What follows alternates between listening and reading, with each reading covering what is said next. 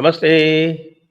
आप सभी का स्वागत है आज के इस कार्यक्रम में। हमारे साथ जुड़ गए हैं विजय सरदाना जी और हम बातचीत करेंगे ट्रंप बाबू की उठापटक के बारे में। तो कृपया सभी लोग सब्सक्राइब कर लें और बेल आइकॉन दबा लें और वीडियो को लाइक भी कर लें। तो स्वागत है आपका विजय सरदाना जी। अब ये जो नमस्कार सर।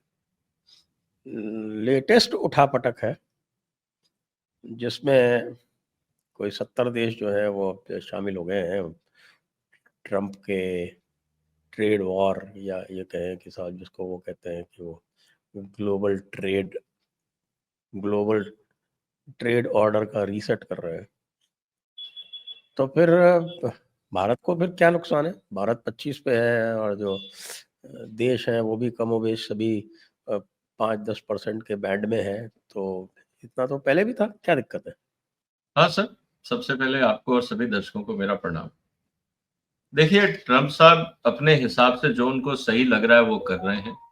अगर उसके पीछे कोई इकोनॉमिक जस्टिफिकेशन या लॉजिक होता तो हम थोड़ा डिटेल में उसके कॉज इफेक्ट पे बात कर सकते थे। लेकिन यहाँ पे एक one man I can say कि पूरी अमेरिकन इकोनॉमी एक आदमी के मूड पे चल रही है। इसीलिए शायद दुनिया में पहली बार हो रहा है कि एक राष्ट्राध्यक्ष रोज सुबह उठते हैं और एक ट्वीट कर देते हैं, क्योंकि एक प्रोसेस ऑफ कम्युनिकेशन होता है, डिप्लोमेसी होती है, वहां पे कुछ ऐसा अब नहीं हो रहा है।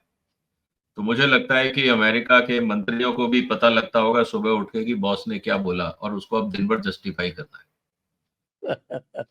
तो ये ये चीजें वहां मुझे ये अमेरिका लगता में है हो रही हैं। ये हिटलर भी कुछ इसी तरह से काम करता था शायद। हाँ सर, क्योंकि अब ट्रंप साहब को ये लग रहा है कि वो दुनिया के सबसे बड़े खलीफा हैं और ये दुनिया उन्हीं के लिए बनी है और जैसा वो चाहेंगे वैसा होगा। और दुनिया सबसे बड़ी, मतलब दुनिया की सबसे बड़ी ताकत है, उनके पास इकोनॉमिक पावर है, मिलिट्री पावर है, तो मैं जिसको चाहूंगा झुका लूंगा। शायद वही भूल गए कि ये दुनिया बदल गई है। अब दुनिया में इतनी आत्मनिर्भरता आ गई है कि वो इलॉजिकल अनरीजनेबल डिमांड्स को रिजेक्ट कर सकती है और यही स्थिति आज हमारे सामने दिख रही है। तो सर ये अब ट्रंप साहब कब समझेंगे, क्या होगा, ये हमें नहीं पता, नहीं, लेकिन वो नहीं समझेंगे। वो तब क्या है कि उनके जब हाथ बंध जाएंगे, जब अगले साल का मिड टर्म होगा और उसमें वो हारेंगे बुरी तरह से, जिसके आसार अभी से दिख रहे हैं, और कांग्रेस उनके हाथ से चली जाएगी, उसके बाद तो फिर वो लेम डक हो जाएंगे। लेम डक हो जाएंगे तो फिर वो कुछ भी कहते रहे, कांग्रेस उनके हर निर्णय को पलटती रहेगी। ये वही एंटिसिपेशन वही है लोगों का। लेकिन तब तक एक साल में, क्योंकि अगले नवंबर में है तो अभी करीब 1.25 साल के आसपास है चुनाव का टाइम, तो तब हम्म। तक वो कितना अमेरिका का डैमेज करेंगे। बाकी देश तो देखिए तैयार हो गए, रशिया उनकी सुन नहीं रहा, चाइना उनकी सुन नहीं रहा, इंडिया उनकी सुन नहीं रहा, ब्रिक्स देश जो देश है, ग्रुप है, वो बिल्कुल नहीं सुन रहे, ब्राजील नहीं सुन रहा, ईरान नहीं सुन रहा। तो अब उनकी सुन कौन रहा है? तो इसका मतलब अब यूरोप उनकी नहीं सुन रहा है। तो स्थिति ये है कि, और कनाडा नहीं सुन रहा है, मैक्सिको नहीं सुन रहा है। अब मुझे नहीं पता कि ट्रम्प साहब किसको क्या दबाव में कैसे काम करवाना चाह रहे हैं। तो एक स्थिति तो बहुत क्लियर है और इसका असर बहुत क्लियरली साफ दिख भी रहा है पूरी दुनिया में। जिस तरह से ट्रेड बदल रहा है, अमेरिका के प्रोडक्ट्स की डिमांड कम हो गई है। ना चाइना खरीद रहा है, ना कनाडा खरीद रहा है, ना ब्राजील खरीद रहा है। तो कुल मिला के स्थिति ये हो गई है कि अब अमेरिकन सरकार को या वहां की जनता को, वहां की इंडस्ट्रीज को, वहां के किसानों को सोचना है कि क्या उनके हित में है। और जो न्यूज आ रही है अलग अलग जगह से, अलग अलग इंफॉर्मेशन जो आ रही है, उसके हिसाब से वहां इस समय किसानों ने विरोध शुरू कर दिया है, वहां पे कंज्यूमर्स परेशान हैं। और ओवरऑल स्थिति ये है कि इन्फ्लेशन से एक तरफ कंज्यूमर परेशान है और दूसरी तरफ प्राइस क्रैश से किसान परेशान है। जो आउटपुट है उसका प्राइस क्रैश हो रहा है और जो इनपुट है उनका प्राइस बढ़ रहा है। तो किसान दोनों तरफ से दब रहा है। और इसको मिटिगेट करने के लिए ट्रंप ने अभी कांग्रेस से $42 बिलियन लिया है किसानों की हेल्प करने के। तो अब इससे आप समझ सकते हैं सर कि स्थिति कितनी नाजुक है और किस तरह से आने वाले दिनों में इसका असर हमें देखने को मिले। तो यही मैं जानना चाहता था कि भाई अमेरिकन कंज्यूमर जो है वो रोज नित नए अलग अलग तरीके के जो टैरिफ्स लग रहे हैं, वो जो पास ऑन हो रहे हैं। कुछ दिन पहले तो मैंने ये भी सुना था कि उन्होंने वॉलमार्ट को धमका दिया कि अब वॉलमार्ट कह रहा है कि भाई तुम्हारे टैरिफ की वजह से कीमतें बढ़ रही हैं तो मैं पास ऑन तो करूंगा, नहीं तुम पास ऑन नहीं करोगे। ये कौन सी फ्री मार्केट है, ये कौन सा कैपिटलिज्म है, ये तो पूरी तरह से फैसिज्म दिखता है मुझको। नहीं, ये है, देखिए, आफ्टर ऑल अमेरिकन कंपनीज के लिए भी तो प्रॉब्लम है। आज की तारीख में अमेरिका में स्थिति बड़ी विचित्र हो गई। जो कंसाइनमेंट अमेरिका के बाकी देश, जो मान लीजिए एक्सपोर्ट के लिए कंसाइनमेंट बने थे, टेक एग्जांपल की चीज प्रोडक्शन किया था कनाडा में बेचेंगे, कनाडा के सुपरमार्केट्स ने कैंपेन चला दिया है कि डोंट बाय अमेरिकन, और उन्होंने कहा कि भाई बाय कैनेडियन। वहां पे उन्होंने बकायदा कैंपेन चला दिए, हर शेल्फ पे उन्होंने बड़े बड़े पोस्टर और होर्डिंग्स लगा दिए, पॉइंट ऑफ परचेज पे उन्होंने पोस्टर्स लगा दिए हैं कि आप कैनेडियन प्रोडक्ट खरीदिए। एक तो अमेरिकन प्रोडक्ट्स की डिमांड कम हो गई, दूसरा जो बॉर्डर एरियाज हैं जहां पे कस्टम ड्यूटी लगती है, कस्टम एरियाज हैं जिसको मैं कह सकता हूं, वहां पे रिजेक्शन हो रहा है because of non compliance of the local laws. अब वो मटेरियल वापस रिजेक्ट होके कंपनियों में जा रहा है। अब कंपनियों के लिए मुसीबत ये हो गई कि बिलियंस ऑफ डॉलर का वो मटेरियल जो एक्सपोर्ट होना था वो हो नहीं रहा, उसका क्या करें। तो उन्होंने वो मटेरियल क्लोज टू एक्सपायरी अपनी लोकल सुपरमार्केट्स को भेज दिया, ये कह के कि आप इसको डिस्काउंट में भेज दीजिए क्योंकि हमारे पास तो रखने की भी जगह नहीं। अब अमेरिकन कंज्यूमर्स को काफी डिस्काउंट में बहुत सारे पेरिशेबल प्रोडक्ट्स मिल रहे हैं सुपरमार्केट से, लेकिन ये ठीक है कि वो भी एक्सपायर्ड नहीं है, लेकिन ज्यादातर प्रोडक्ट क्लोज टू एक्सपायरी है। तो अब स्थिति ये है कि ना कंपनियां पैसा कमा रही हैं, ना सुपरमार्केट्स पैसा कमा रही हैं, ना किसानों को पैसा मिल रहा है, कंज्यूमर्स के लिए इन्फ्लेशन बढ़ गया है। तो ये स्थिति ट्रंप साहब को बांधे जा रही है, लेकिन क्योंकि ईगो इतना बड़ा है कि ना वो रेक्टिफाई कर सकते हैं, ना वो स्टेप बैक कर सकते हैं।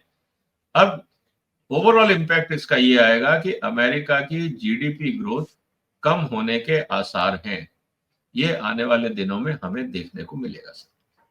हमने ये भी देखा कि जो उनका फेडरल रिजर्व है वो भी उनकी बात नहीं सुन रहा। वो जेरोम पावेल को तरह तरह की धमकियां देते रहे, हटा देंगे और निकाल देंगे और बर्खास्त कर देंगे, और नहीं तो जो आपका रेट है वो कम करो। लेकिन उन्होंने तो रेट स्टडी रखा, वो धमकी में नहीं आए। उन्होंने कहा कि ये जो बहुत इकोनॉमी रिस्क पे है, ये रोज रोज के टैरिफ के चक्कर में। तो देखिए सर, जो प्रोफेशनल्स हैं, जो पॉलिटिकल मास्टर्स के आगे सरेंडर नहीं करते हैं, वो तो वही स्टैंड लेंगे जो लॉजिकल होगा, जो नेशनल इंटरेस्ट में होगा। और ऐसा हर देश में होता है। भारत में भी ऐसे अधिकारी होंगे या एडमिनिस्ट्रेटर होंगे जो पॉलिटिकल प्रेशर में बड़ी आसानी से सरेंडर करते हैं। ऐसे अमेरिका में भी हैं, ऐसे यूरोप में भी हैं, ऐसे चाइना में भी, हर जगह भी। लेकिन ऐसे लोग भी होते हैं जो एज पर नेशनल इंटरेस्ट जो सही है वो करेंगे। तो अब स्थिति इस बात की है कि अब ट्रंप चाह तो रहे हैं कि वो रिप्लेस करें, लेकिन किसको करेंगे, उसकी अप्रूवल कांग्रेस से आनी है, सेनेट से आनी है, वो लंबा प्रोसेस है और ऐसे आप सैक कर नहीं सकते। तो कहने का मतलब ये है कि ट्रंप के लिए मुश्किलें बढ़ रही हैं, क्योंकि एक तरफ जब इन्फ्लेशन बढ़ रहा है, उनका ये कहना है कि अगर हम जो इंटरेस्ट रेट कम कर देंगे तो इन्वेस्टमेंट्स आएगा। अल्टीमेटली आप एक चीज देख लीजिए, घूम फिर के ट्रंप की हर पॉलिसी एक ही तरफ जाती है कि जो न्यूयॉर्क एक्सचेंज के अंदर उनके दोस्तों की लिस्टेड कंपनियां हैं, उनका फायदा कैसे। एक तरफ वो डिफेंस इंडस्ट्री को बढ़ा रहे हैं, क्योंकि कह तो रहे थे यूक्रेन को मैं 1 घंटे में बंद कर दूंगा, यूक्रेन वॉर को। आज 6 महीने हो गए, कुछ नहीं हुआ। इनफैक्ट वॉर और इंटेंसिफाई हो गई है, यूक्रेन का और नुकसान हो रहा है और रशिया धीरे धीरे ज्यादा एग्रेसिव हो रहा है। तो ट्रंप साहब वो नहीं कर पाए। ईरान भी मजबूरी में उनको लड़ाई रोकनी पड़ी। बल्कि मैं आपकी बात पे ऐड करूं कि यूक्रेन की जिन माइंस का उन्होंने समझौता किया था, वो माइंस तो अब रशिया जीत चुका है। मैं वही कह रहा हूं।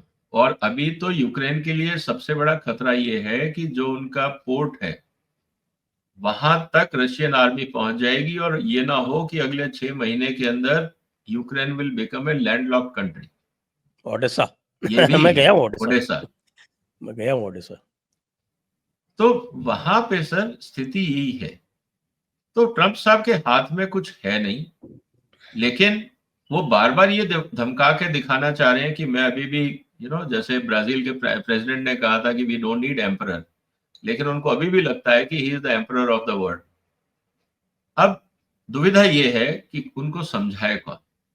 अमेरिकन एडमिनिस्ट्रेशन में हिम्मत नहीं है कि वो प्रेसिडेंट को बोले कि आप गलत हो। उनके कैबिनेट में सारे के सारे उन्हीं के बैठाए हुए प्यादे हैं। उनकी अपनी कितनी अंडरस्टैंडिंग है और कैसे वो प्रेसिडेंट को कन्विंस करेंगे, नोबडी नोज। बाकी कोई देश उनकी सुन नहीं रहा, तो स्थिति बड़ी विचित्र है। और ये पहली बार हो रहा है अमेरिका के अंदर कि वहां पे अमेरिका की तरफ कोई देखना नहीं चाह रहा। इमेजिन करिए सर कि एक समय था जब अमेरिकन राष्ट्रपति से मिलने के लिए लंबा इंतजार होता था। आज प्रेसिडेंट साहब बैठे हैं अपने ऑफिस में कि आओ मेरे साथ डील साइन करो, और कोई जाने को तैयार नहीं है। आप स्थिति देखिए कि नहीं, प्रेसिडेंट वो ऑफ अमेरिका उनका की फोन हालत नहीं। क्या हो गई है। आज मैंने देखा कि न्यूज ये आई थी कि वो भारत के विरुद्ध जो उन्होंने अनाउंसमेंट किए पागलपने के, उसके बाद वो 2-3 घंटे तक वेट करते रहे कि कभी मोदी का फोन आता होगा। मोदी का फोन आया नहीं। उसके बाद फिर उन्होंने वो उल्टी पुल्टी बातें, Russia and India can take their economy to economy down together और डेड इकोनॉमीज डाउन टुगेदर, ये सब, और पाकिस्तान को हम ऑयल एक्सप्लोरेशन करेंगे और इंडिया ऑयल खरीदेगा उनसे। इस तरह की बहकी बहकी बातें की, और उसके बाद बताते हैं फिर उन्होंने मोदी जी को कॉल करने का प्रयास किया, मोदी जी ने भाव ही नहीं दिया। क्योंकि देखिए आज ट्रंप के साथ प्रॉब्लम क्या है, मोदी से क्या बात होगी और उसको वो जाके अपने ट्वीट में और प्रेस कॉन्फ्रेंस में किस तरह से बोलेंगे, आज ये भी भरोसा नहीं रहा। आज मान लीजिए कि मोदी ने कोई बात करी, ट्रंप कहेगा जी मेरी मोदी से बात हो गई और मैंने मोदी को ये बोला और मोदी ने एग्री किया है। अब कौन जस्टिफाई करेगा कि इसमें झूठ क्या है और सच क्या है? क्योंकि आज ट्रंप की क्रेडिबिलिटी इतनी लो हो चुकी है कि वो किस आदमी से क्या बात कर रहे हैं, क्या स्टेटमेंट दे रहे हैं, मोदी से उनकी वास्तव में क्या बात हुई, कोई आज आप फेस वैल्यू पे नहीं ले सकते। But that can create a unnecessary political problem with in India. तो इस समय बेहतर यही है कि ट्रंप साहब सिर्फ ईमेल भेज दें, चिट्ठी पत्री से बात करें। फोन पे बात करना रिस्की है इस समय ट्रंप से, क्योंकि आप बोलेंगे कि दिन है तो वो बोलेंगे नहीं मेरी मोदी से बात हुई थी, मोदी बोल रहा है इस समय रात है क्योंकि आप रात बोल रहे हैं, and he is agreeing to me. वो कुछ भी बोल सकते हैं। तो कहने का मतलब ये है कि इस सेफ बेट यही है, और यही कारण था। आप सोचिए इस बात को कि पार्लियामेंट के अंदर जब बात हुई और मोदी साहब ने खुद एक्सेप्ट किया अपनी स्पीच के अंदर कि मैं मीटिंग में था मिलिट्री ऑफिसर्स के साथ, जब अमेरिका के वाइस प्रेसिडेंट का फोन आया मैं फोन नहीं ले पाया। हालांकि ये डिप्लोमेटिक ट्विस्ट भी हो सकता है, ये कह के यार छोड़ उसको कौन बात करेगा, लेकिन 5-7 घंटे बाद जब अपना काम हो गया तब ज्यादा बुरा ना लगे, यू नो कर्टसी मेंटेन करते हुए कहा यार सॉरी आई वाज बिजी, अब बताओ क्या बात है। तो उन्होंने कहा जी सुनिए, पाकिस्तान हमला करने वाला है। ब्रेकिंग न्यूज दे रहा हूँ आपको। हाँ, लेटेस्ट लेटेस्ट जो है वो डोनाल्ड ट्रंप का जो ट्वीट आया है वो सुनाता हूँ आपको, ट्राई करता हूँ शेयर करने के लिए, क्योंकि it is just too entertaining. इतना एंटरटेनमेंट तो शायद कभी भी नहीं हुआ होगा भारत में लोगों का। तो ये क्या कह रहे हैं, ये सुनिए आप।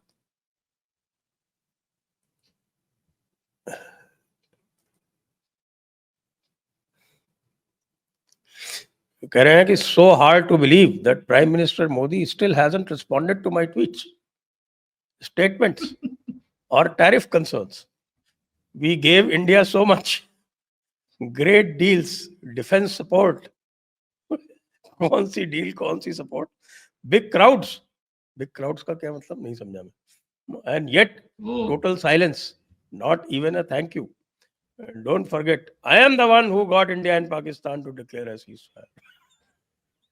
आज वो व्हाइट हाउस का एक ऑफिशियल स्टेटमेंट भी आया है, देखा होगा आपने शायद वो, जिसमें व्हाइट हाउस की वो स्पोक्समैन जो है वो बोल रही है कि साहब कि यहाँ यहाँ यहाँ यहाँ हमने युद्ध रुकवा दिया है, तो पीस, नोबेल पीस प्राइज मिलना चाहिए।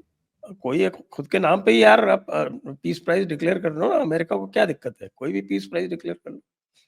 बना देना भाई, नोबेल प्राइज में $1 मिलियन मिलता है, तुम बोलो $10 मिलियन का हम पीस प्राइज डिक्लेयर कर रहे हैं, and this is exclusive prize only for the Trump. कर दो, कौन रोकने वाला है तुमको? इसमें भी बोल रहा है, don't forget I am the one who got India and Pakistan to declare a ceasefire, nobody else could do that, many people said I should have gotten the Nobel prize for it. India continues to benefit while American workers suffer. I have always liked Modi, but this kind of disrespect will not be forgotten. Bad for business, bad for friendship. America first. लो साहब, अब बोलो।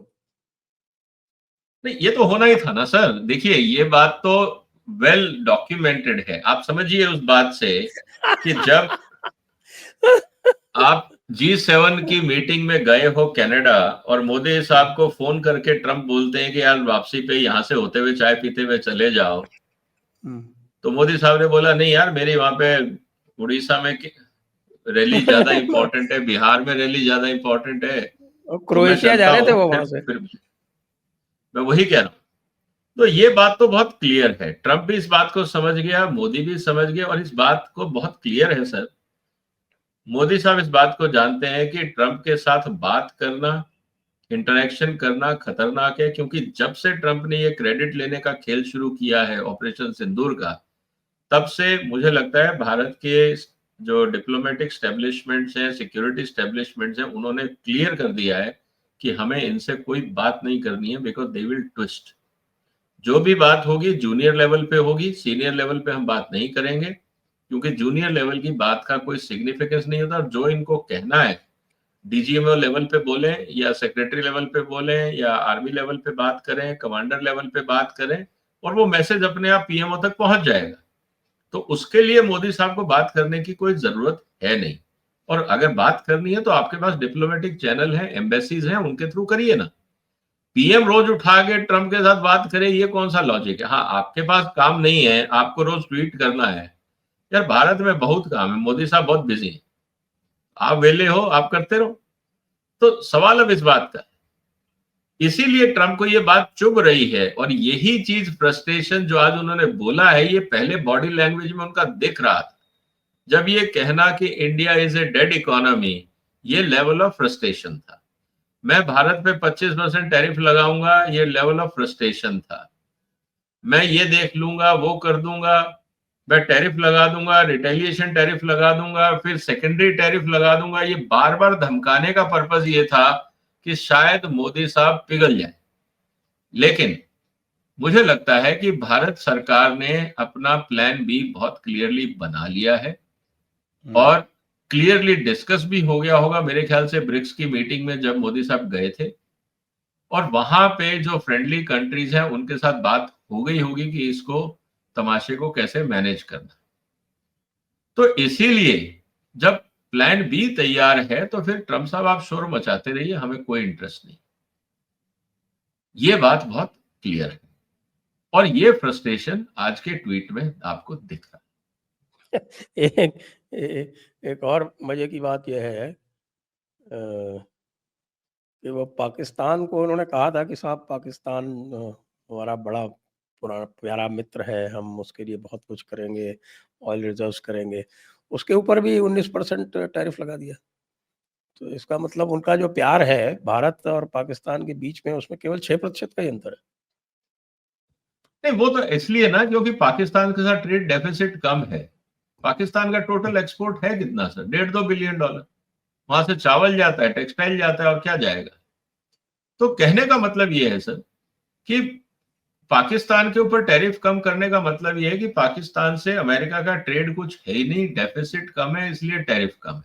क्योंकि जो formula अपनाया है American government ने, उसमें logic नहीं है, वो कंप्यूटराइज फॉर्मूला है, उसमें कहीं पे कोई, जिसे कहते हैं ना कि ब्रेन एप्लीकेशन नहीं है, वो कंप्यूटर का एल्गोरिथम है कि आपका टैरिफ कितना है, हम कितना ट्रेड करते हैं, उसको उससे मल्टीप्लाई करो, डिवाइडेड बाय 2 करो, जितना टैरिफ आता है वो लगा दो। उनका पर्पस ये है कि दोनों तरफ से जब टैरिफ बढ़ेगा, मतलब कि ट्रेड में जो भी होगा, तो हमारे यहाँ का टैरिफ बढ़ जाएगा, जितनी क्वांटिटी आएगी वो उसको ऑफसेट कर देगी और हमारा जो ट्रेड डेफिसिट है वो न्यूट्रल हो जाएगा। ये इनका एक इलॉजिकल सा फॉर्मूला है जो एक अमेरिका किसी यूनिवर्सिटी ने रिसर्च पेपर में छापा है। और आप इनिशियल डेज में अगर आप देखें तो इस पे भी मैंने एक वीडियो बनाया था। मैं बात कर रहा हूँ 2 महीने पहले की, जब ये टैरिफ का खेल शुरू हुआ था तब की बात है। जी जी। और मैंने उस पेपर को कोट भी किया था। तो कहने का मतलब क्या है सर, कि इस पूरे खेल के अंदर कहीं पे भी दिमाग का काम नहीं है, ईगो क्लैश है। और ट्रंप साहब कहीं ना कहीं इस गलतफहमी में फंस गए कि मैं अमेरिका का राष्ट्रपति हूं, पूरी दुनिया मेरे आगे आके झुकेगी। और उन्होंने तो जिन उनको लग शब्दों रहा का है वो पूरे इस्तेमाल किया दुनिया वो के तो राष्ट्रपति हैं। यही बात तो ब्राजील के प्रेसिडेंट ने बोली ना, लूला ने। उन्होंने यही तो बोला कि भैया world does not need an another emperor. तो आप किस गलतफहमी में? तभी तो ब्राजील पे 50% टैरिफ लगाया, चिड़े हुए हैं उससे। तो यहाँ पे जैसे वो मोहल्ले में खेल होता है ना कि एक ब्राजील कह रहा है कि सारी कॉफी तो मेरे यहाँ से जाती है और उसके दाम बढ़ा दूंगा। लो तुम करो। सर मजे की बात, आज सबसे ज्यादा जो कंजम्पशन होता है अमेरिका में वो होता है ऑरेंज जूस का, हाँ, और ऑरेंज सारा जूस का भी, कंसंट्रेट ऑरेंज जाता जूस है भी। ब्राजील से। हम्म, ब्राजील से जाता है कंसंट्रेट, उस पर टैरिफ नहीं लगाया, उसको एग्जेम्प्ट रखा है। हाँ, लेकिन वो तो ये आपका जो ब्राजील का जो राष्ट्रपति है वो कह रहा है कि मैं इसके दाम बढ़ा दूंगा। सर वो तो कर सकते हैं ना, मिनिमम एक्सपोर्ट प्राइस, वो कहेंगे ठीक है $1000 बढ़ा दो, क्या फर्क पड़ता है, रोने दो। लेकिन मुझे लगता है वो ब्राजील को कोई प्रॉब्लम नहीं है उससे, क्योंकि इससे किसानों की वहां आमदनी बढ़ रही है, उसको डिस्टर्ब करने का कोई फर्क नहीं पड़ता। Best thing is just ignore and do what is right. ये अपने आप कोई बहुत लंबा कहानी नहीं है। मैंने भी जो वीडियो बनाया लेटेस्ट, उसमें मैंने कहा 3.5 साल की बात रह गई है। 3.5 साल, अब कोविड को निकले कितने साल हो गए? तो इतने समय ये समझ लीजिए कि एक वो कोविड वायरस था, ये एक मैन मेड कोविड है, ये भी 3-3.5 साल में निकल जाएगा, तो वापस स्थितियां नॉर्मल हो जाएंगी। तो ज्यादा लंबा चौड़ा परेशान होने की जरूरत नहीं है। सब दुनिया को प्लान करना चाहिए कि 2029 से हमें इकोनॉमी में कैसे डील करना है। ये इसको कंसिडर करना चाहिए कि this will be A turbulent time. तो इसके कारण अपने रिलेशंस, अपना प्लानिंग, अपनी आगे की चीजें खराब ना करें। दुनिया के देश एक दूसरे से सहायता करें और आगे बढ़ें। सिंपल सी बात है सर। तो मुझे तो यही लगता है, बाकी इनके ऊपर है, जो करना चाहे करें। तो आपने एक वीडियो बनाया था जिसमें आपने कहा था कि साहब कि ये टैरिफ जो है ये अवसर है, ये आपदा नहीं अवसर है। तो अब जब ये पूरी पिक्चर लगभग सामने आ गई है, हालांकि ट्रंप का कुछ पता नहीं, पल में रत्ती पल में माशा, पल में जो है वो कुछ हो जाता है। वो तो वो दिन में 4 बार अपना स्टैंड बदलता है। अब जैसे ये लेटेस्ट ट्वीट आया इसको देख के तो मेरी हंसी नहीं रुक रही है। लेकिन प्रेसिडेंट कैसे ट्वीट करता है, ये तो अजीब हो रहा है सर। कह रहे मेरे ट्वीट का जवाब नहीं दिया। अरे भाई तेरे ट्वीट का क्या जवाब दे।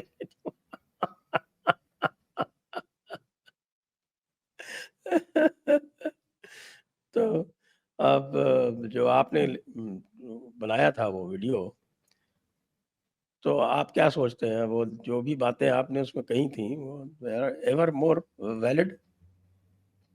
ऑब्वियसली देखिए क्या है, हम लोग ना हिंदुस्तान में अनफॉर्चुनेटली $100 बिलियन के आसपास जो अमेरिका से जो हम ट्रेड कर रहे हैं, हमें लगता है दुनिया उसके आगे खत्म हो गई है। अनफॉर्चुनेटली हिंदुस्तान में एक्सपोर्ट का मतलब, ये हमारे यहाँ माइंडसेट प्रॉब्लम है सर ट्रेड के अंदर।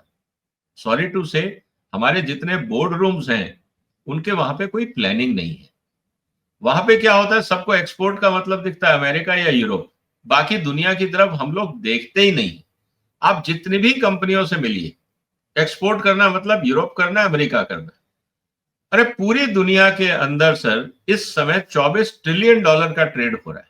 $24 ट्रिलियन का वर्ल्ड ट्रेड। और भारत का एक्सपोर्ट कितना है सर? अगर मैं आइटम्स की बात करूं, 2024 में था करीब 80 बिलियन डॉलर, अपना टोटल था करीब 450-500 बिलियन डॉलर। उसमें बाकी आप सर्विसेज भी तो सर्विस शामिल एक्सपोर्ट, है। नहीं नहीं नहीं, सर्विसेज अलग है, उसको आप 150-200 बिलियन और जोड़ दो, 600-700 बन जाता है। मैं गुड्स की बात कर रहा हूं। करीब 450 बिलियन डॉलर का आपके पास टोटल मटेरियल एक्सपोर्ट है, मतलब रोज का ऑन एन एवरेज आप 1 बिलियन डॉलर का, 1-1.5 बिलियन डॉलर का ट्रेड कर रहे हैं। मार्केट कितना है सर? 27 trillion dollar. अब सवाल इस बात का है कि हम भारत में बैठ के बोलते हैं हम कॉम्पिटेंट हैं, टेक्निकली क्वालिफाइड हैं, एजुकेटेड हैं, आईआईटी आईएम से पढ़े हुए हैं। हम दुनिया का मात्र 1% है, वर्ल्ड ट्रेड में 1.83%। 98% वर्ल्ड मार्केट आपके लिए खाली पड़ा है, आपने एक्सप्लोर क्यों नहीं किया? अगर अब ये अमेरिका बंद कर देता है रास्ता, तो मजबूरी में भारत की कंपनियों को नए रास्ते ढूंढने पड़ेंगे। जब वो मजबूरी में नए रास्ते ढूंढेंगे, वो भारत के लिए अच्छा होगा, क्योंकि सूनर और लेटर अमेरिका से रिलेशन, मान लीजिए आज नहीं 4 साल बाद नॉर्मलाइज होते हैं, वो बाजार तो आप धीरे धीरे रीगेन कर लेंगे। लेकिन जो बाकी दुनिया के 160 देश हैं जिनको आप ढंग से देख नहीं रहे हैं, उन पे भी तो नजर डालिए। तो मेरा ये कहना है कि जो ट्रंप ने टैरिफ लगाया है, this will force government of India, Indian industry association, chambers of commerce to think beyond so called western powers. क्योंकि वेस्टर्न पावर के साथ फोटो खिंचवाने में सबको मजा आता है। आज आप अफ्रीका के किसी लीडर के साथ फोटो नहीं खिंचवाएंगे बीइंग ए इंडियन इंडस्ट्रियलिस्ट, और ये मैंने पर्सनली लोगों को बोलते सुना है। किसी और फॉरेन कंट्री, अगर अफ्रीकन कंट्री या किसी और छोटे कंट्री का राष्ट्रपति या राष्ट्रीय अध्यक्ष आता है ना, हिंदुस्तान के बिजनेसमैन उसके साथ फोटो नहीं खिंचवाना चाहते। हम भी अमेरिका और यूरोप के साथ ही फोटो खिंचवाना चाहते हैं। तो रेसिज्म हमारे यहाँ है, हाँ बिल्कुल बुरा है साहब, लगेगा लोगों को। गोरा और काला बहुत पुरानी मूवी है। हाँ, तो मैं वही कह रहा हूं। तो हमारी मानसिकता का प्रॉब्लम यह है कि जब हमारे बिजनेस लीडर्स, मैं एमडीज और प्रमोटर्स की बात कर रहा हूं, मैं मैनेजर्स की बात नहीं कर रहा हूं, मैं मालिकों की बात कर रहा हूं, और बड़ी कंपनियों की, जो अगर मैं ये कहूं कि सेंसेक्स या निफ्टी के इंडेक्स में है जो कंपनियां, मैं छोटी कंपनियों की भी बात नहीं कर रहा हूं। वहां पे माइंड सेट ये, नहीं तो छोटा सा, इसके पास जाके कौन बात करेगा। तो जब आप लोगों के साथ दोस्ती नहीं बढ़ाओगे, रिलेशन इंप्रूव नहीं करोगे, आज हजारों अपॉर्चुनिटीज ऐसी होंगी दुनिया में, 100 देशों के अंदर, अलग अलग सेक्टर्स के अंदर, कि अगर आपके चेयरमैन जाके उन कंपनियों से मिले, तो कंपनियों, वो वहां के जो राष्ट्राध्यक्ष हैं, वहां के मंत्री हैं, they will be more than happy to welcome you, to deal with you.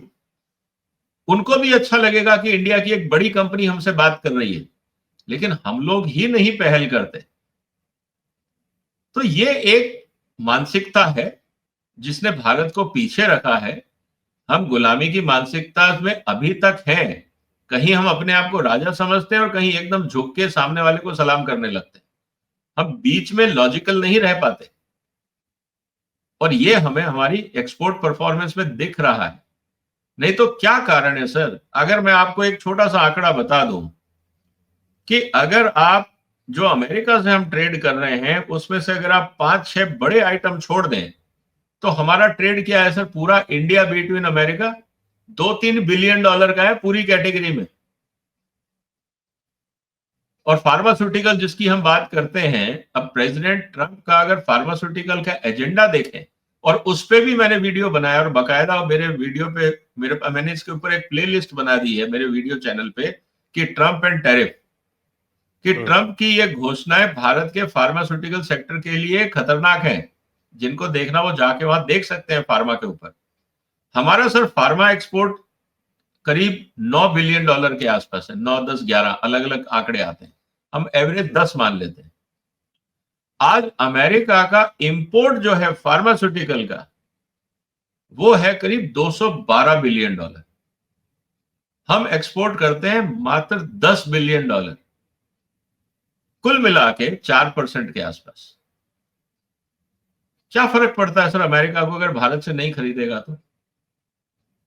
Europe दे देगा। अमेरिका में उन्होंने खुद कह दिया है अपनी कंपनियों को कि यार ब्रांडेड 10-10 गुना दाम पे मत भेजो, हमें आप जेनेरिक दो। ये ट्रम्प का बकायदा एग्जीक्यूटिव ऑर्डर है, how to reduce drug prices in America, why drug companies are looting America, ये बार बार वो बोल चुके हैं। वो जेनेरिक मेडिसिन लेनी है ना, कौन सी रॉकेट साइंसेस है जेनेरिक मेडिसिन मंगाने की, बनाने की? चाइना से आपको सॉल्ट लेना है, टैबलेट और कैप्सूल बनाने की मशीनें बाजार में मिल जाती हैं। फॉर्मुलेशन के लिए फार्मेसी हर देश में है, कोई लंबी चौड़ी चीज नहीं है। अगर अमेरिकन कंपनीज चाहेंगी जो ब्रांडेड मेडिसिन बना रही हैं, अगर जिस दिन उन्होंने सोच लिया कि हमें जेनेरिक मेडिसिन बनानी है, 2 महीने का टाइम है। करना क्या है सर? उनको एक प्रोडक्शन हॉल के अंदर जेनेरिक मेडिसिन का पाउडर घोलना है और उसी मशीन में पैकिंग करनी है जिसमें वो ब्रांडेड कर रहे हैं, जिसमें वो आईपीआर वाली दवाइयां बना रहे हैं। और करना क्या जेनेरिक में आपको? फॉर्मूला ही तो अलग है, तो मुश्किल नहीं है। और ऐसा मैं मान नहीं सकता कि American pharmaceutical industry 100% capacity utilisation पे चल रही होगी, ऐसा कहीं नहीं होता। तो अगर हर एक ने अपनी कैपेसिटी में 5-5, 10-10% भी जेनेरिक बनाना शुरू कर दिया तो भारत का जेनेरिक खरीदेगा कौन? तो इसीलिए मैं कह रहा हूं कि हमें थोड़ा सा, हम बेच क्या रहे हैं? एक तरफ जेनेरिक बेच रहे हैं, दूसरी तरफ हम मछली और एक्वाकल्चर बेच रहे हैं, वो भी भगवान की देन है, उसमें कोई आईपीआर नहीं है। तीसरा हम बासमती बेच रहे हैं, उसमें कोई आईपीआर नहीं है। आज पाकिस्तान भी दे रहा है उनको बासमती। एरोमेटिक राइस उनको थाईलैंड भी दे रहा है, चाइना भी दे रहा है। ब्रांड बासमती है जिसको इंडियंस पसंद करते हैं। और रही बात उसके अलावा जो बड़ा आइटम है वो है टेक्सटाइल्स। अगर भारत से नहीं लेंगे, टर्की से ले लेंगे, पाकिस्तान से ले लेंगे, बांग्लादेश से ले लेंगे, इजिप्ट से ले लेंगे। तो हमारे पास कोई ऐसी चीज नहीं है जैसी कि चाइना के पास थी कि आप हमसे तंग करोगे तो भैया कल से रेयर अर्थ मैग्नेट नहीं मिलेगा, वो सारी इंडस्ट्री बैठने लग गई थी। आज अगर भारत ये कह दे कि हम कुछ नहीं देते, क्या बिगड़ेगा अमेरिका का सर? कुछ नहीं बिगड़ने वाला। तो इसीलिए मैं ये कह रहा हूं कि इसको भारत एक अपॉर्चुनिटी के रूप में ले, कि मान लीजिए कल अमेरिका ने बंद कर दिया, तब तुम कहां जाओगे? तो कहने का मतलब यह है कि नया बाजार खोजना शुरू करो। इसीलिए मैंने बोला अपने वीडियो में कि थैंक यू ट्रम्प, आपने जगाने का काम कर दिया भारत की इंडस्ट्री को, भारत के पॉलिसी मेकर्स को, कि जाग जाओ, अमेरिका के भरोसे मत रहो, दुनिया और भी बहुत बड़ी है। और 98% दुनिया तो अभी आपने टैप ही नहीं करी है। इसीलिए मैं कह रहा हूं सर कि ये अपॉर्चुनिटी है भारत के लिए, it is a good signal for India, ये वेकअप कॉल। जी, आप सही कह रहे हैं। और ये जो अब पाकिस्तान के लिए जो प्यार उमड़ रहा है हमारे ट्रम्प बाबू का, वो मैसिव ऑयल रिजर्व्स कहाँ हैं साहब? मैं तो ढूंढते थक गया, कल मुझे कहीं मिले ही नहीं। उन्होंने कहा हम एक्सप्लोर करेंगे। इसका मतलब है कि वहां पे पाकिस्तान में कुछ सुई एक जगह थी, मुझे याद है, हम स्कूल में थे तब पढ़ा करते थे ज्योग्राफी में, सुई natural gas, resources of the वो तो वर्ल्ड। गैस जो है वो तो खत्म हो रही है। हाँ, वो तो बलूचिस्तान में है, और बलूचिस्तान वाले वो करेक्ट। हर तीसरे दिन वहां पे उनकी पाइपलाइन ब्लास्ट कर देते हैं। मैं वही कह रहा हूं, तो वो एक इनका एरिया है। इनको लगता है जैसे मिडिल ईस्ट में, ईरान में सब जगह है। तो अब अफगानिस्तान डिस्टर्ब रहा, पाकिस्तान में इनके एंट्री की क्या जगह है सर? मैंने जो आज सुबह वीडियो बनाया है उसमें मैंने फिर ये कहा है कि जो पाकिस्तान और अमेरिका के बीच में समझौता हुआ है, ये भारत के लिए अच्छा है। क्योंकि अल्टीमेटली क्या होगा सर, आज हमारी प्रॉब्लम अमेरिका और पाकिस्तान एग्रीमेंट से नहीं है, हमारी प्रॉब्लम है बढ़ता हुआ चाइनीज इन्फ्लुएंस इन पाकिस्तान। हमारे लिए वो प्रॉब्लम है। और अगर अमेरिका की एंट्री होती है पाकिस्तान के अंदर तो वो चाइनीज इन्फ्लुएंस को काउंटर करेगा। तो चाइना और अमेरिका का जो संघर्ष या जो भी वर्चस्व की लड़ाई है वो पाकिस्तान के प्लेग्राउंड में होगी। पाकिस्तान का प्लेग्राउंड अगर अमेरिका खाली करता है तो चाइना कैप्चर करेगा, और चाइना खाली करता है तो अमेरिका कैप्चर करेगा, और दोनों वहां खेलना चाहते हैं। इसका मतलब ये है कि दोनों कहीं ना कहीं पाकिस्तान एस्टेब्लिशमेंट को जो भारत के साथ झगड़े हो रहे हैं वहां से डाइवर्ट करके अपनी तरफ खींचने का प्रयास करेंगे। और ऑपरेशन सिंदूर के बाद अमेरिका को एक बात तो समझ में आ गई कि भैया ये मुद्दा बॉर्डर तक रहने वाला नहीं है।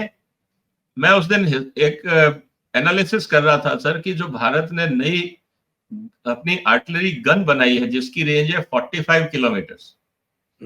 आपको कुछ नहीं, हमें कुछ नहीं करना है, सिर्फ भारत की सीमा पे वो गन्स खड़ी करके फायर करनी है। पाकिस्तान के 10 बड़े शहर अपने आप उसकी जद में आ जाते हैं, इंक्लूडिंग लाहौर। आपको बॉर्डर क्रॉस ही नहीं करना।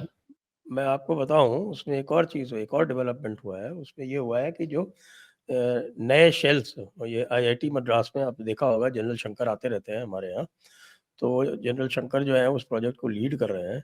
वो ये है कि साहब इसमें शेल्स में रैमजेट टेक्नोलॉजी लगा के उसकी जो रेंज है वो 80 किलोमीटर से लेके 110 किलोमीटर तक कर दी गई है, और वो कुछ ही दिनों में इंडक्ट भी हो जाएंगे।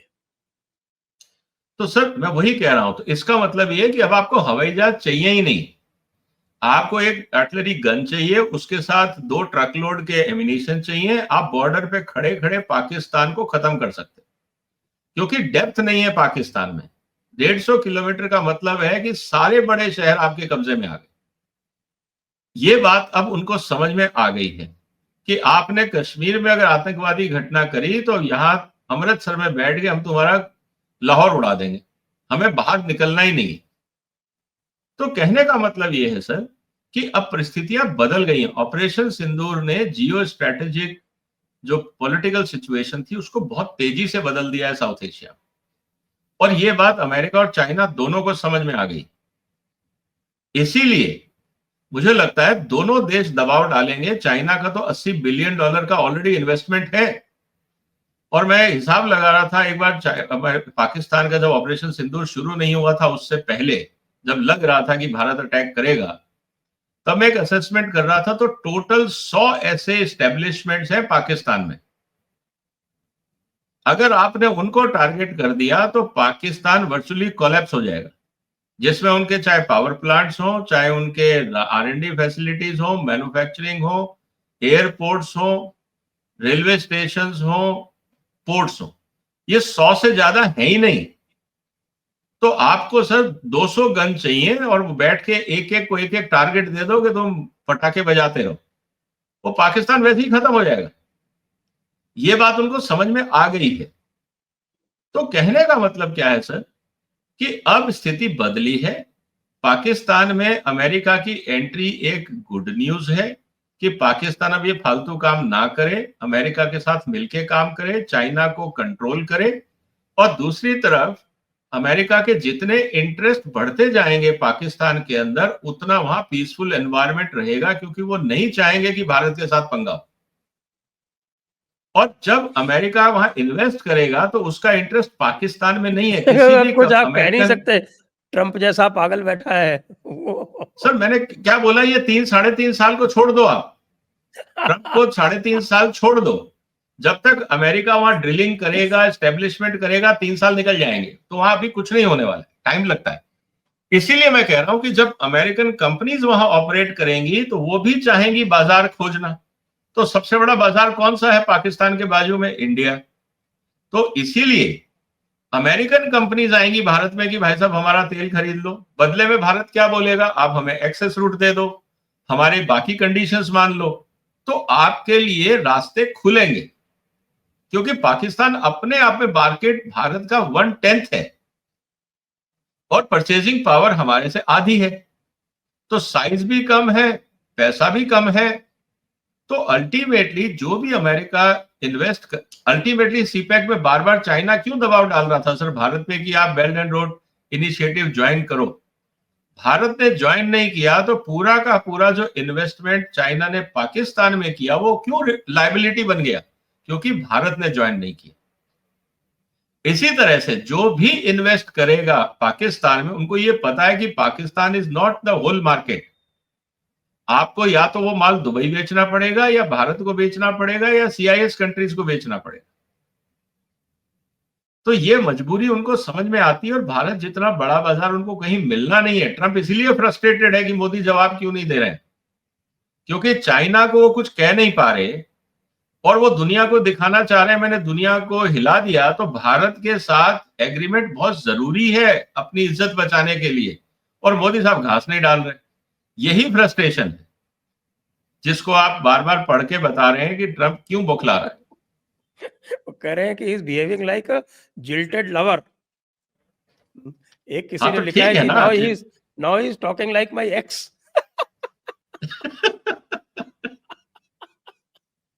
अच्छा ये तो ये तो बताइए, है ही ना सर। वही ये जो पाकिस्तान के साथ में ये जो डील कर रहे हैं, अभी उसके कोई बहुत ज्यादा वो नहीं आए हैं, लेकिन तो पाकिस्तान का भी जो एग्रीकल्चर मार्केट है वो शील्डेड है। तो क्या पाकिस्तान भी अपना एग्रीकल्चर पूरा खोल रहा है क्या ट्रंप के लिए? वो तो करना पड़ेगा क्योंकि सर ट्रंप तो इसके बगैर मानता नहीं। नहीं, खोलने से कुछ होगा नहीं ना सर। देखिए क्या है, पाकिस्तान में परचेसिंग पावर नहीं, आपको मार्केट स्ट्रक्चर को देखना पड़ेगा। पाकिस्तान में दाल रोटी तक के तो पैसे नहीं है सर। आपने देखा है वहां पे एड देनी पड़ती है। अभी तक 26 बार आईएमएफ की एड मिल चुकी है पाकिस्तान को, 26 टाइम्स। तो वहां पे आप कोई भी अमेरिकन कंपनी वहां क्या माल बेचेगी? आप रॉ मटेरियल बेच दोगे ना भाई, मुर्गियों के लिए मक्का बेच दोगे, तेल बेच दोगे, वो वैसे ही आयात करते हैं, तो वहां लोकल इकोनॉमी को कोई फर्क नहीं पड़ने वाला है। और जो अप कंज्यूमर है पाकिस्तान का, वो वैसे ही दुबई में जाके शॉपिंग करता है, तो वैसे ही पाकिस्तान को कुछ नहीं मिलता। पाकिस्तान का जितना इलीट है वो सब दुबई जाके शॉपिंग करते हैं। तो इसीलिए पाकिस्तान को कोई फर्क नहीं पड़ने वाला। इनफैक्ट बेनिफिट ही होगा कि थोड़ी सप्लाई बढ़ गई तो आज पाकिस्तान में इन्फ्लेशन है 25 से 30%, वही थोड़ा कंट्रोल होगा। तो पाकिस्तान को कोई फर्क नहीं पड़ने वाला सर। और अमेरिकन कंपनीज वहां पे एक्सपेंसिव प्रोडक्ट उतार भी देंगी तो महीने में 1 कंटेनर बिकेगा। मान लीजिए आज चीज उन्होंने, अमेरिकन चीज जो इस समय सरप्लस हो रही है उनके पास, उन्होंने डंप कर दी पाकिस्तान में, खाएगा कौन सर? सबसे बड़ा मुद्दा तो खड़ा हो जाएगा, हलाल है या नहीं है। अमेरिका को हलाल सर्टिफिकेट बांटने पड़ेंगे पहले, आपको इस्लाम अपनाना पड़ेगा अपनी फैक्ट्रियों में। तो अमेरिका के लिए आसान नहीं है। और अगर हलाल नहीं हुआ और आपने बेचना शुरू किया तो फिर वहां मुल्ला लोग तो बैठे ही हैं, वो कहेंगे बजाओ अमेरिका की, सालों को रिजेक्ट करो, वो एक नया बवाल खड़ा हो जाएगा। कल्चरल इश्यूज है। वैसे भी वो अमेरिका को अपना दुश्मन पहला नंबर का तो मानते ही है ना सर मैं क्या बोल रहा हूं, जब एक चीज है, अगर अमेरिका पाकिस्तान में इन्वेस्ट करता है तो एक काम अमेरिका को करना चाहिए कि वहां पे मदरसों को और एजुकेशन सिस्टम को रिफॉर्म करे। तब तो देखिए अमेरिका का लॉन्ग टर्म स्टे होगा पाकिस्तान में। नहीं तो जैसे अफगानिस्तान से भागना पड़ा, पाकिस्तान में भी अगर मान लीजिए लोकल कम्युनिटी ने अमेरिकन प्रोडक्ट्स को रिजेक्ट करना शुरू कर दिया, व्हाइट स्किन को वहां टिकने नहीं दिया, बिकॉज अल्टीमेटली फिर वही आएगा ना, clashes of cultures. Islam versus Christianity का कल्चर क्या वो क्लैश खत्म हो जाएगा? फिर आप वहां पे करोगे, मतलब लेबनान के अंदर या गाजा के अंदर तमाशा, तो यहां जब उनको अमेरिकन टारगेट दिखेंगे तो क्या आतंकवादी वो अमेरिकन टारगेट्स को नहीं उड़ाएंगे? तो इतना आसान नहीं है। लेकिन मैं बार इस पॉजिटिव वे में क्यों ले रहा हूं सर, कि अगर अमेरिका की एंट्री पाकिस्तान में होती है, भारत के लिए अच्छा इसलिए होगा कि वहां के एडमिनिस्ट्रेशन में अमेरिका का इंटरफियरेंस होगा, पॉलिसीज में होगा, बॉर्डर सिक्योरिटी में होगा, और वो कोशिश करेंगे कि भैया तुम फालतू काम मत करो, नहीं तो जो हम इन्वेस्ट कर रहे हैं, भारत ने अगर कल को मिसाइलें चला दी तो सब बर्बाद हो जाएगा, तो तुम आराम से बैठो। तो ये स्थितियां हैं, और मुझे लगता है कि this will be good for Pakistan and good for India. मैं इसको पॉजिटिव वे में देखता हम्म। तो चलिए आज की चर्चा को अब यहीं पर विराम देते हैं। और ट्रंप के जो एंटरटेनमेंट जो है वो नॉन स्टॉप एंटरटेनमेंट है।